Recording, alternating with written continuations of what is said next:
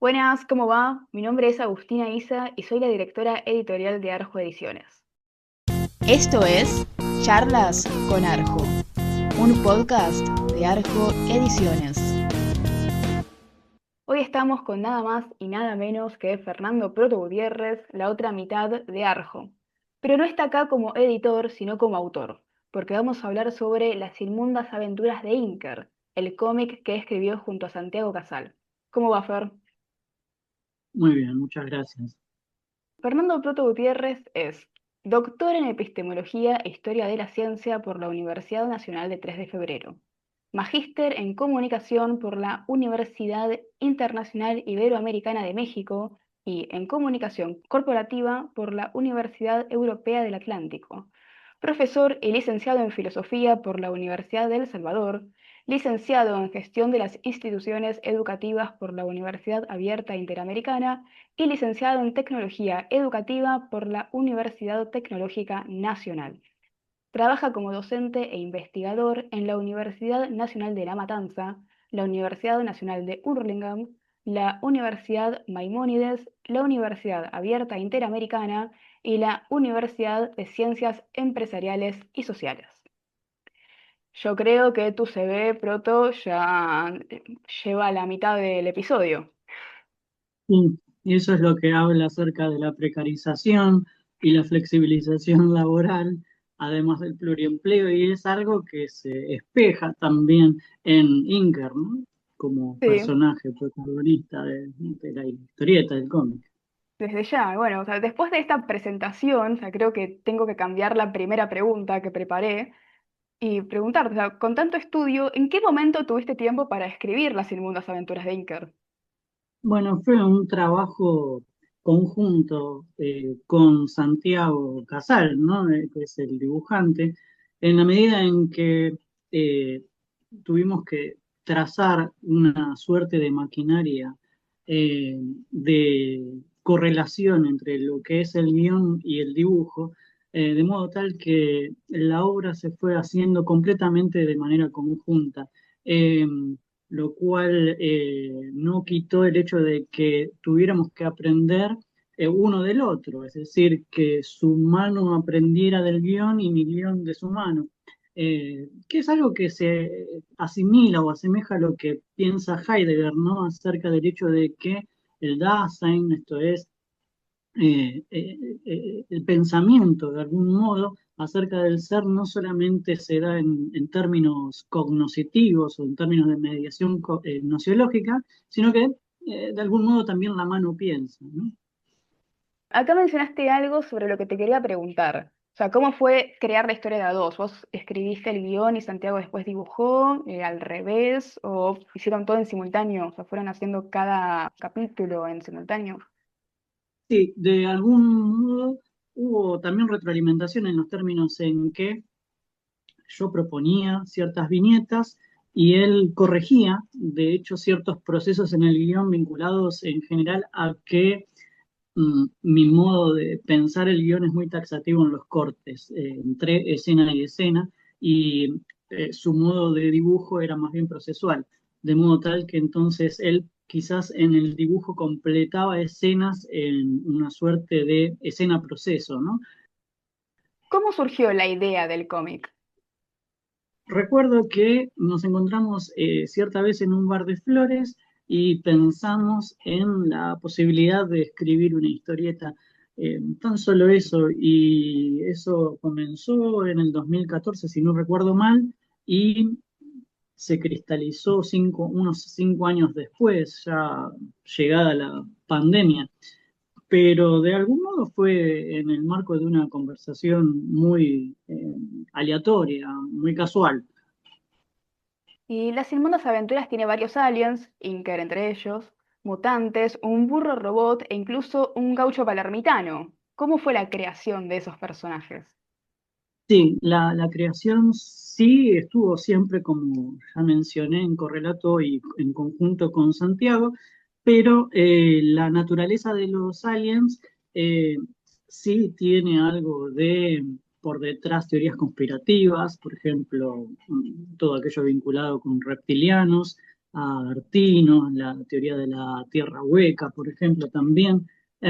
Y no obstante, hay una convergencia bastante sustantiva y taxativa con respecto a el Eternauta, de modo tal que Inker, su nombre, como sucede con el Quijote, no es su nombre, él es el Inner, en realidad es un Inarniano, es el príncipe del planeta In, y entonces la idea es eh, que él es un cascarudo, ¿no? Finalmente, entonces el diseño de un personaje eh, conlleva no solamente lo que es la grafía, ¿no? El dibujo en sí de suyo, sino también la psicología del personaje.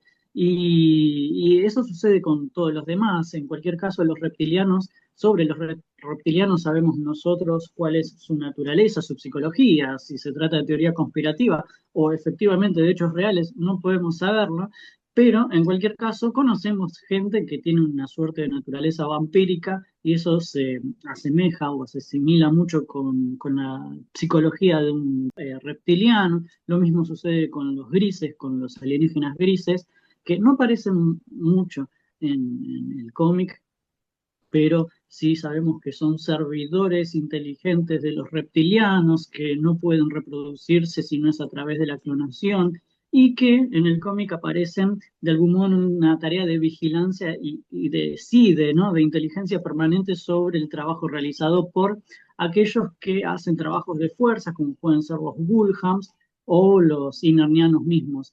De tal manera que en la psicología y en el diseño del dibujo de los alienígenas y de los demás personajes, aparece también una suerte de estructura de estratificación social que determina no solo la psicología, sino las prácticas sociales de intercambio. Los Gulhams están destinados al trabajo de fuerza, hay una suerte de sistema de castas, ¿no? Que legitima la estructura de estratificación. Los reptilianos pareciera ser que son aquellos que controlan y detentan el poder en esa Buenos Aires posapocalíptica, y sin embargo, ninguno de ellos es dueño de sí mismo porque toda la estructura social se ve subsumida a lo que en el Eternauta se muestra como los ellos, ese poder inconsciente anónimo del cual no tenemos noticias y pasa signo a partir de prácticas discursivas que en el cómic se ven a través del eh, el tratamiento de las pieles humanas, por ejemplo, la producción en serie de productos humanos, etcétera. Entonces, la psicología, el dibujo, incluso la traza del dibujo de los personajes, obedece también a un esquema, un marco epistémico que determina las prácticas sociales y lo que ciertos personajes pueden hacer o no hacer. Asimismo, está esto subsumido a la biografía de cada personaje. En el caso de Inker, él la va descubriendo a lo largo de la historieta. En el caso de ciertos personajes, como por ejemplo Ignacio Palomino, eh, él también va descubriendo su relación con Mosca, otro personaje del Eternauta, o en el caso de Gaucho, Lucio Mirán, se supone él ser o haber sido un hipster palermitano y que entonces en el cómic intenta recrear escenas de una persona o de una identidad que nunca fue, porque intenta asumirse a sí mismo como un gaucho, es decir, en el medio de Palermo. Vos tenés muchísimo material escrito, en general ensayos, pero también cuentos y poemas. Inter es tu primer cómic. ¿Qué te atrajo de ese lenguaje para esta historia? Quizás la posibilidad de pensar la articulación de las viñetas, es decir, me parece que lo que es, yo nunca había pensado en viñetas, de algún modo, siempre fui un lector problemático de cómics y de historietas, pero el hecho de poder traducir, porque es un trabajo de traducción, el pensamiento a un lenguaje visual, eso me llamó la atención, porque en general no es lo que ocurre al menos la poesía que yo escribo, que es un tipo de poesía, si se quiere, metafísica y simbólica. Hay imagen, pero esa imagen es difícil de poder traducirla a un lenguaje visual, de modo tal que quizás eso fue lo que me llamó la atención de poder trabajar con este género. Antes, cuando te presenté, dije que hoy no estabas como editor, sino como autor, pero para esta pregunta voy a llamar al Fernando editor para que nos cuentes cómo encaja Inker en el catálogo de Arjo.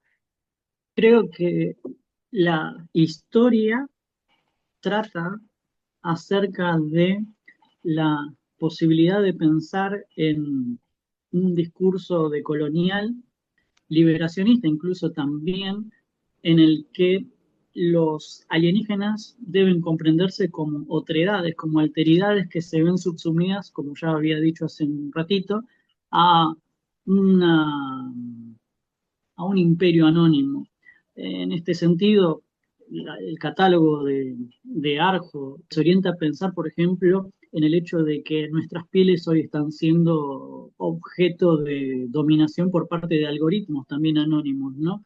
Ellos están en todos lados, están en esta conversación, están en los celulares, están en las televisiones, están en los discursos mediáticos, de modo tal que entiendo que el camino de liberación y de autoconocimiento que el protagonista Inker tiene es un camino también de liberación que le permite pugnar y de algún modo también cuestionarse a sí mismo en relación con ese imperio anónimo, eh, respecto de cuáles son sus relaciones con los demás, cuáles son las palabras que utiliza, y claro, saberse a sí mismo también colonizado como los demás, es decir, como las otras, en este caso, un discurso raciológico que atraviesa a la obra, ¿no? Es decir, hay racismo, hay otredades subsumidas por su color de piel determinadas y hay un sistema de apartheid también en esta Buenos Aires colonizada por los alienígenas. Te iba a preguntar también qué hay del Fernando filósofo en las referencias del cómic, pero creo que en todas las respuestas queda más que claro eso. No sé si querés ahondar en eso o si pasamos a otra. Creo que cada capítulo del cómic tiene un sustrato filosófico y también psicológico y literario. Hay muchas referencias al Dante en términos simbólicos, eh, pero cada capítulo, por ejemplo, aparece Foucault eh, con el sistema de disciplinamiento de los cuerpos, la docilización de los cuerpos, eh, la domesticación de los cuerpos y también de las subjetividades, porque hay producción de subjetividades en un neuropsiquiátrico donde aparece la medicalización social, el uso de psicofármacos como una forma de dominio, de dominación. Aparecen también, bueno, muchas referencias a lo que es la Buenos Aires literaria en Adán Buenos Aires, ¿no? Con Marechal. Em, si se quiere, es una obra en la que el pensamiento liberacionista y decolonial está traducido a, a un lenguaje visual en una trama en la que la filosofía de la liberación y las filosofías de la liberación, porque de una suerte a otra aparece Platón en muchas cavernas a través de las cuales Inker debe escapar o liberarse o salir, ¿no? De modo que entiendo que sí es cierto que la filosofía se encuentra presente y en cada capítulo de algún modo, y si no es en una forma categorial pura, sí se muestra a través del símbolo o la apelación a otras referencias literarias, el Quijote, el Dante, es decir, a otros clásicos. Bueno, y para cerrar, me gustaría saber si con Santiago tienen previsto escribir la segunda parte de las inmundas aventuras de Inker. Sí, ahora mismo estamos trabajando en el color del cómic para entonces continuar con esto que no es una historia cerrada, como no lo es ninguna historia de liberación, porque los procesos de opresión se muestran de diversas maneras, a través de múltiples tensiones dialécticas y analécticas, de modo tal que entiendo que la la historia continúa eh, en forma espiralada hacia no sabemos qué lugar.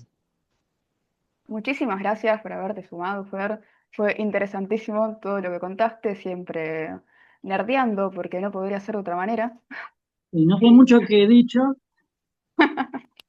pero gracias. bueno, pero dijiste. Sí, Bueno, hay una distinción entre el hablar y el decir. Creo que he hablado más que haber dicho.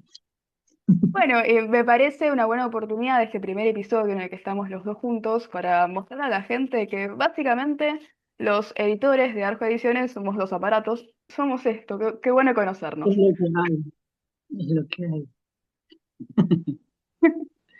Bueno, te invitamos a Bueno, seguirnos en @arjoediciones en Instagram para no perderte ninguna de nuestras novedades y si querés leer Las Inmundas Aventuras de Inker, puedes encontrarlo tanto en ebook como en papel para todo el mundo en arjoediciones.com. Hasta el próximo episodio, muchísimas gracias por habernos acompañado.